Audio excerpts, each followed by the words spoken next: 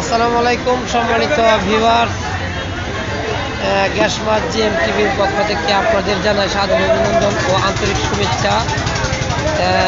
এবং মেসার্স গিয়াসউদ্দিনের পক্ষ থেকেও, মৎস্য আড়তের পক্ষ থেকেও আপনাদের সাদর অভিনন্দন জানাই। তো আজকের দিনের যে পরিস্থিতি, প্রতিটা পুকুরের মালিকেরই আজকে লস হয়ে গেছে। প্রচুর মাছ মারা গেছে যাদের পুকুর আছে। এটা কোন জায়গায়? এই যে জাহাঙ্গীরের নিচে কত রিয়া তো যাদের পুকুর আছে প্রত্যেকটা লোককে অনুরোধ করে বলবো আপনারা পুকুর পাড়ে চলে যান এবং পুকুরকে এই মুহূর্তে লক্ষ্য রাখেন। 1680 টাকা।